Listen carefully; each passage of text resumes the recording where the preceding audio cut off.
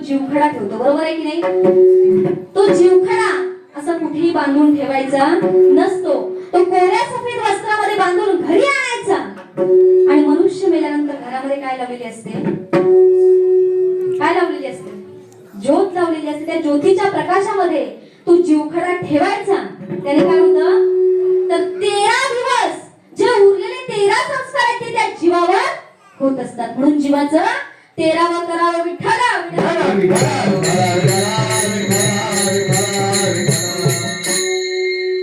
आणि 1 वर्ष पूर्ण झाल्यानंतर आपण त्याचं काय करतो? वर्ष श्राद्ध करतो, बरोबर आहे की नाही? बघा, या जीवनामध्ये जगत असताना या भवसागराच्या पैतरी कशाने जाऊन जाता येईल याचा आपल्याला विचार करता आला पाहिजे. पण मनुष्य नको तेच विचार करतो. बघा, एक मुलगा आपल्या घरासमोर काय असते? घरासमोर काय असते? ओटी असते की नाही? तुम्ही काय म्हणता? ओटीच म्हणता ना? त्या ओटीवर तो मुलगा दररोज सकाळी बसून राहायचा. आणि त्या ओटीवर बसलेला असताना एक म्हैस, तिची अशी शिंग गोल रिंगाप्रमाणे होती. शिंग कशी होती? अशी गोल रिंगाप्रमाणे होती. आणि ती म्हैस दररोज त्या घरासमोरून जायची. त्या मुलाने त्या म्हशीकडे पाहिलं की दररोज विचार करायचा, मी जर या म्हशीच्या शिंगामध्ये उडी मारली तर, मी जर या म्हशीच्या शिंगामध्ये उडी मारली तर, असा दररोज विचार करायचा. एके दिवशी ठरवलं, निश्चय केला की आज मी त्या म्हशीच्या शिंगांमध्ये उडी मारणार, असं ठरवलं. आणि बघा, नेहमीप्रमाणे तो मुलगा ओटीवर बसलेला होता. समोरून म्हैस दिसली. म्हैस येताना दिसल्याबरोबर त्याने ठरवलं, आज मी उडी मारणारच. म्हैस समोर आल्याबरोबर याने त्या म्हशीच्या शिंगांमध्ये उडी मारली. उडी मारल्याच्या नंतर त्याला वाटलं त्या शिंगांमधून मी अलगद बाहेर पडेल, पण तो त्या शिंगांमध्ये अडकून राहिला. आणि अडकून राहिल्याच्या नंतर ते म्हैस जोरजोरात पळू लागली. तो मुलगा घाबरला, रडू लागला, आरडाओरडा करू लागला, वाचवा वाचवा असं ओरडू लागला. सगळी माणसं त्या ठिकाणी गोळा झाली. आणि त्या माणसांना बघितल्याबरोबर ती म्हैस आणखी जोरजोरात पळू लागली. एका धक्क्याला जाऊन तिने ठोकलं. ठोकल्याबरोबर तो मुलगा खाली पडला. आणि खाली पडल्यानंतर त्या मुलाच्या हातापायाला लागलं, रक्त येऊ लागलं, डोक्याला मार लागला, रक्तबंबाळ झाला. नशीब तो वाचला. आणि तो खाली पडल्यानंतर सगळी माणसं त्या ठिकाणी गोळा झाली. त्या माणसांनी त्या मुलाला सांगितलं, अरे वेड्या, त्या म्हशीच्या शिंगांमध्ये उडी मारण्याआधी एकदा तरी विचार करायचा. काय? म्हशीच्या शिंगांमध्ये उडी मारण्याआधी एकदा तरी विचार करायचा. त्यावर तो त्यांना काय म्हणतो? अहो काय सांगू तुम्हाला, 6 महिने मी हाच विचार करत होतो, विठ्ठला विठ्ठला. दृष्टांत संपला, सिद्धांत काही लक्ष देऊ नये का? 6 महिने विचार करून त्या मुलाचा काही फायदा झाला का? शेवटी दुखापत ही झाली. विचार कसा करावा? सारासा विचार करता आला पाहिजे आपल्याला.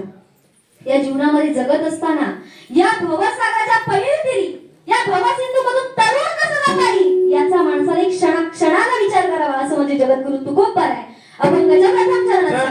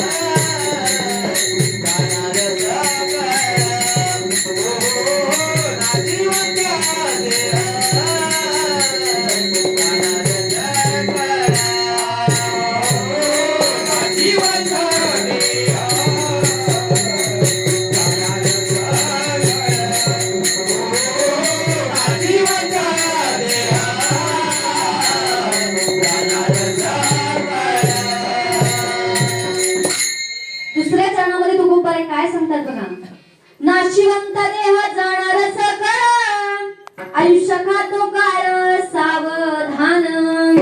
आपला हा देह कसा आहे? नाश पावणारे, नाशिवंत आहे. हा देह नाशिवंत, मळमूत्राचा बाधा, वरी चर्म घातलेले, कीटकांचा सांधा, राम राम दुर्गंधी रे, अमंगलेचा बाधा, स्मरत्या हरिहरा, शरण जाई गोविंदा, स्मरत्या हरिहरा, शरण जाई गोविंदा. हा देह कसा आहे? नाश पावणार आहे. या देहाचा उद्याचा भरोसा आहे का? तरी सुद्धा आपण या देहावर किती प्रेम करतो? देहावर किती प्रेम करतो? करता की नाही? मला सांगा, देहावर प्रेम करण्यासारखं आहे तरी काय? वर नुसतं कातडं आहे, कातडं. वास्तविक विचार केला तर या देहामधून जर जीव आऊट झाला, या देहामधून जर जीव आऊट झाला तर या देहाची काय किंमत आहे का? शून्य किंमत. या देहाचा उद्याचा भरोसा नाही. क्षणभंगुर नाही भरवसा, आरे सावध सोडा माया आशा, जरी करणे असेल शेवट गोडवा, राम राम आधी स्मरा, राम राम आधी स्मरा. त्या भगवंताने आपल्याला हा जो देह दिलेला कशासाठी दिलाय? देवे दिला देह भजना गोमटा तयार झाला फाटा वानिकेचा. हे आपल्या लक्षात आलं पाहिजे. कारण आपलं आयुष्य कोण खात आहे? कोण खात आहे? काळ खात आहे. जशी मांजर उंदराकरता टपून बसलेली असते, त्याचप्रमाणे काळ हा आपलं आयुष्य खाण्याकरता टपून बसलेला असतो. लक्षात घ्या, देहामध्ये खूप घाण भरलेली आहे.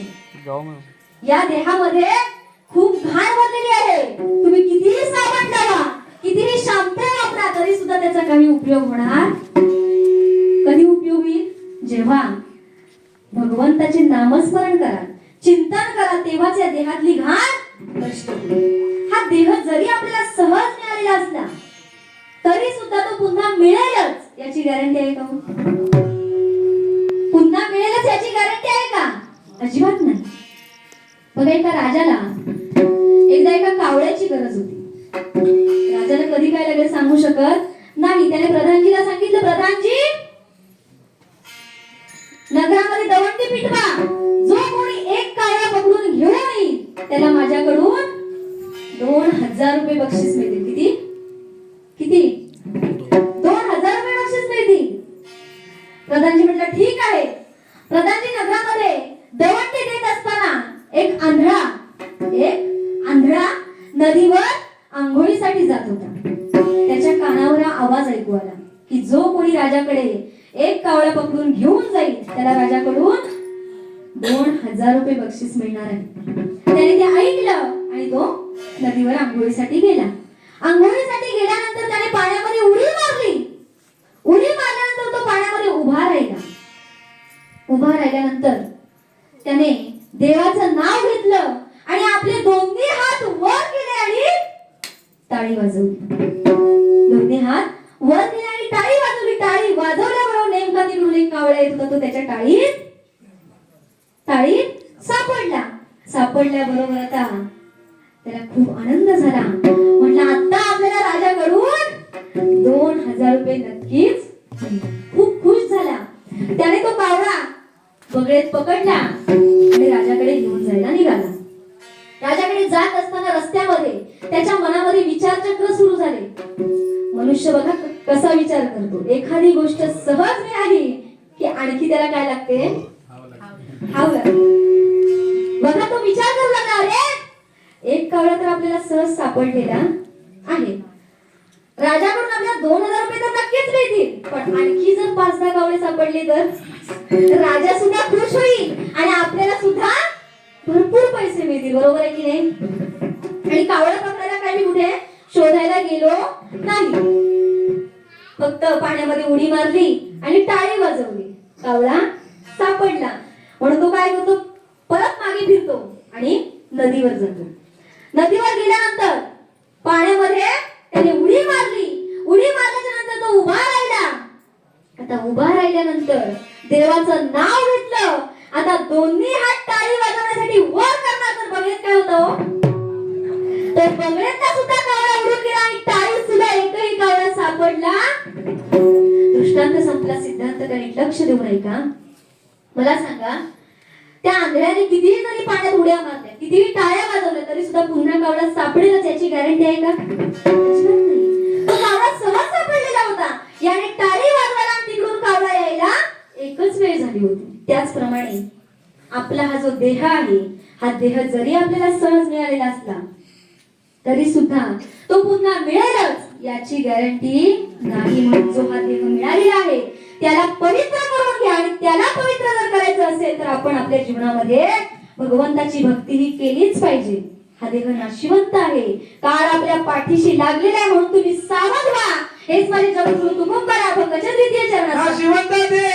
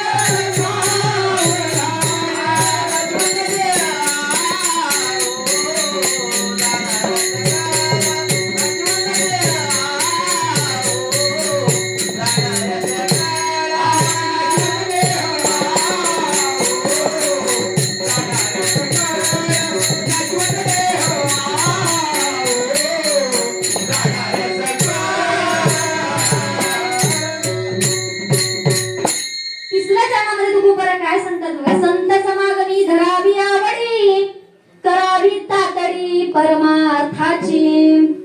जीवनामध्ये जन्माला येऊन काय करा? संतांची संगत करा, संतांच्या मार्गदर्शनाने भक्ती करा. कारण असं म्हटलं जातं की वैद्याच्या सल्ल्याने औषध घेत जावे, वैद्याच्या सल्ल्याने औषध घेत जावे, त्याचप्रमाणे संतांच्या संगतीने परमार्थ करीत जावे. लक्षात घ्या, त्याला कारण आहे. कारण माझ्या संतांनी एवढी भक्ती केली, एवढी भक्ती केली की देवाला सुद्धा आपलंसं करून घेतलं. एवढी ताकद, एवढी शक्ती माझ्या संतांमध्ये होती. हरिप्राप्तीचे उपाय धरावे संतांचे ते पायी. संतांचे पायी हा माझा विश्वास, सर्व भावे दास. संतांवर विश्वास ठेवला, संतांचे जर पाय धरले तर तुम्हाला नक्कीच भगवंत प्राप्ती झाल्याशिवाय राहणार नाही. काय केलं माझ्या संतांनी? अहो, माझ्या नामदेवरायांच्या हाताने 6 वर्षाचा असताना, अवघ्या 6 वर्षाचा असताना देवाला खीर खायला लावणारे माझे फक्त नामदेवराय होते. आपण सुद्धा देवाला नैवेद्य दाखवतो, देवाला नैवेद्य दाखवतो की नाही? त्या नैवेद्याला संकल्प देईपर्यंत नैवेद्य कोणाचं असतं? देवाचं असतं. आणि एकदा का संकल्प दिला की ते नैवेद्य कोणाचं होतं? पण माझ्या नामदेवरायांच्या हाताने प्रत्यक्ष विश्वाचा मालक पांडुरंग परमात्मा जेवण करू लागला. हा नाम्याची खीर चाखतो चोखोबाची, गुरे राखीतो पुरंदराचा हा परमात्मा, वारी दामाजीचा कानडा राजा पंढरीचा, कानडा राजा पंढरीचा, कानडा राजा पंढरीचा, कानडा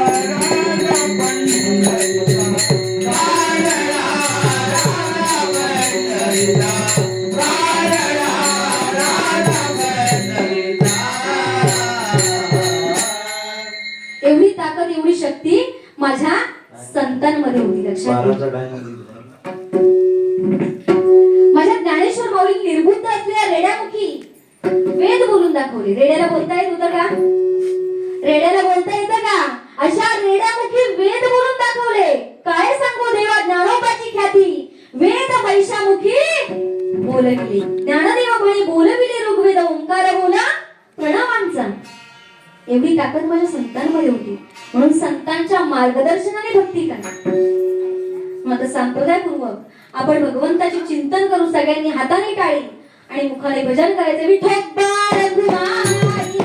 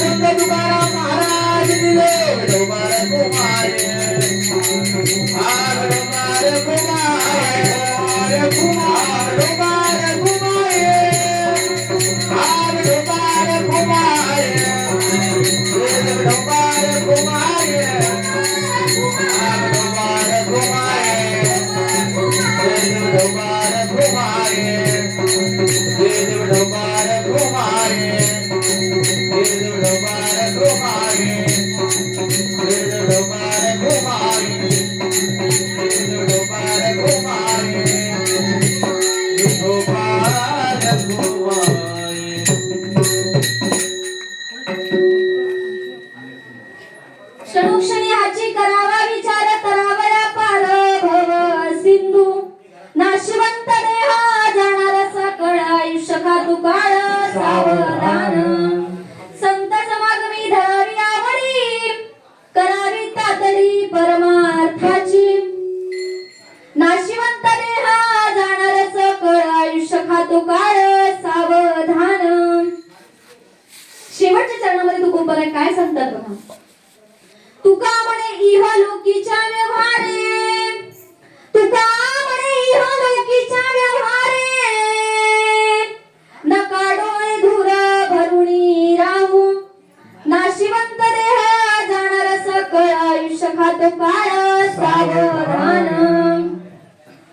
जीवनामध्ये जगत असताना मनुष्याला एखादी गोष्ट प्राप्त झाली, यश प्राप्त झालं की त्या मनुष्याला अहंकार निर्माण होतो.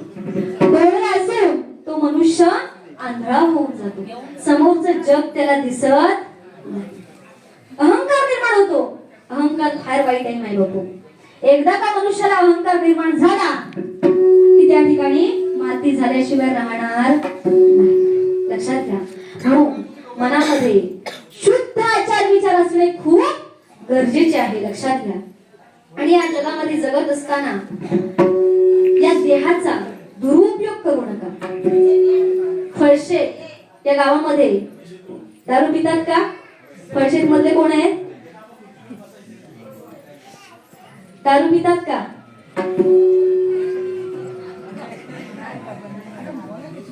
नाही पित? अजिबात नाही ना? नाही पितात नाहीतर एक दिवशी संध्याकाळी यावं लागेल. संध्याकाळच्या वेळेला कमी पितात पण हे जास्त.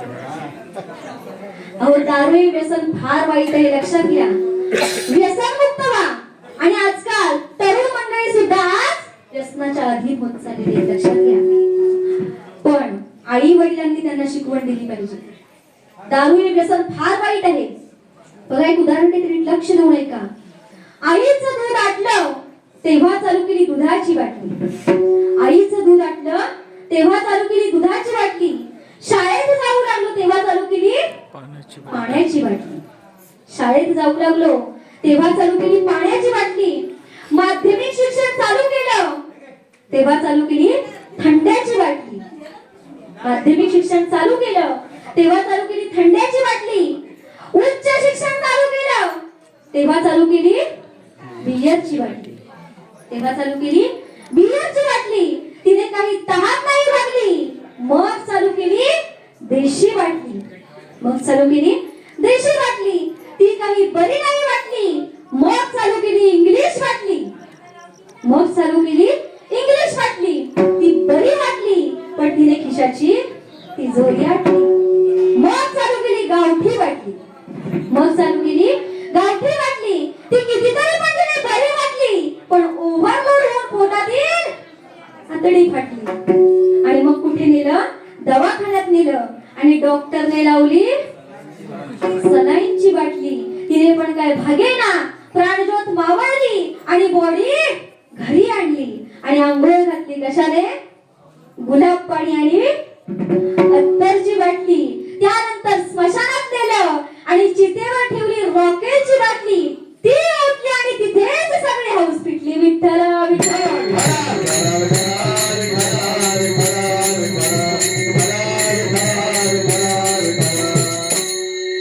दारू गांजा मत पियो यारो अक्कल गुंग हो जाती है.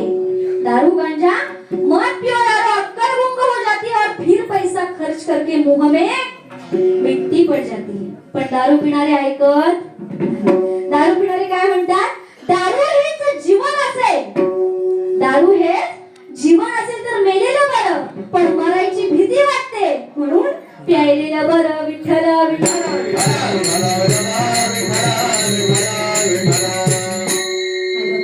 त्या भगवंताने आपल्याला हा जो सुंदर देह दिलेला आहे त्याचा दुरुपयोग करू नका. जीवनामध्ये जन्माला येऊन प्रथम काय करा? गुरु करा. कारण गुरुमुळे नामाची प्राप्ती होते. नामामुळे भक्ती करता येते आणि भक्तीमुळे देव आपलासा करता येतो. म्हणून त्या भगवंताला आवडेल तेच कर्म करा. आवडेल देवाचे तो ऐका प्रकार नामाचा उच्चार रात्रंदिन. म्हणून आता आपण सांप्रदायिक नियमाप्रमाणे माऊलीचं चिंतन करू. सगळ्यांनी हाताने टाळी मुखाने भजन करायचं. ज्ञानेश्वर माऊली ज्ञानराज माऊली तुकाराम माऊली ज्ञानेश्वर माऊली ज्ञानराज माऊली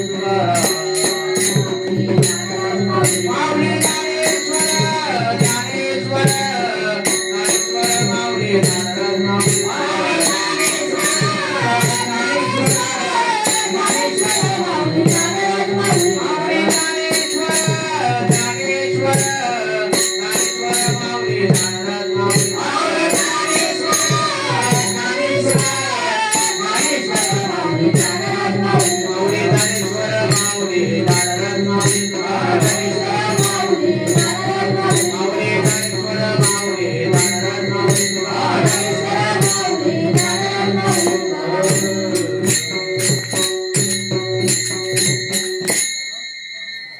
माझ्या अल्पबुद्धीप्रमाणे माझ्या मुखामधून जे काही वेडेवाकडे बोल गेले असतील, जे चांगले बोल असतील ते तुम्ही आत्मसात करा आणि जे वाईट बोल असतील ते माझे मला परत करा. आज फळशीत या गावामध्ये कैलासवासी बालूजी रामजी बाईत या बाबांचं निधन झालेलं आहे आणि आज त्यांच्या 13व्या कार्यानिमित्त त्यांच्या या बाईत परिवाराने कीर्तन सेवा आयोजित केली आणि आजची ही कीर्तन सेवा या परिवाराने मला दिली,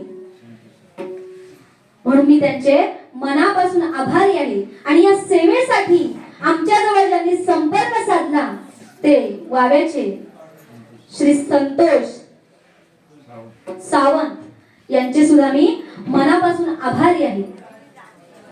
आणि आलेले सर्व संत भाविक, फळशेत ग्रामस्थ असतील, महिला मंडळ असतील, आजूबाजूच्या गावामधून जी काही संत मंडळी आलेली आहे, या सगळ्यांचे मी मनापासून आभारी आहे. तसेच आमचे टाळकरी यांनी कीर्तन सेवेसाठी बघा आणि मला नेहमीच अतिशय उत्कृष्टरित्या कीर्तन सेवेला साथ देतात. या सगळ्यांसाठी जरा जोरदार टाळ्या वाजवा.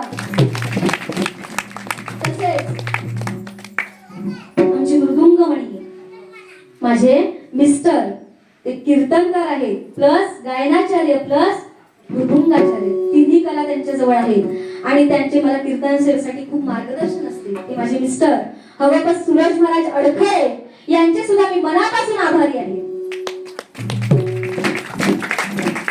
टाळ्या वाजवायला काही जीएसटी आहे का? तसेच आमचे पितामह माझे सासरे बुवा, त्यांचे सुद्धा मला कीर्तन सेवेसाठी खूप मार्गदर्शन असते. ते सुद्धा कीर्तनकार आहेत. आज त्यांच्यामुळे आम्ही घडलेलो आहोत आणि त्यांनी आज गायनाचार्य प्लस विणेकरी म्हणून साथ केलेली आहे कीर्तनामध्ये, म्हणून त्यांचे सुद्धा मी मनापासून आभारी आहे. तसेच माईक सिस्टीम वाले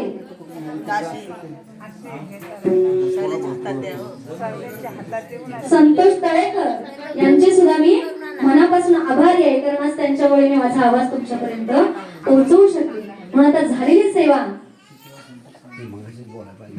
आणि विशेष सांगायचं म्हणजे आजची जी सेवा आहे ही वाव्याचे संतोष सावंत यांच्यातर्फे आहे. यांचं सौजन्याने आजची ही कीर्तन सेवा पार पडलेली आहे, म्हणून त्यांचे खरोखरच मी मनापासून आभारी आहे. म्हणून आता झालेली सेवा माझ्या पांडुरंगाच्या चरणी, माझ्या गुरूंच्या चरणी, माझ्या ज्ञानेश्वर माऊलींच्या चरणी समर्पित करून शेवट भैरवडी आणि सेवेला पूर्ण विराम देण्यात येईल. श्रद्धांजली.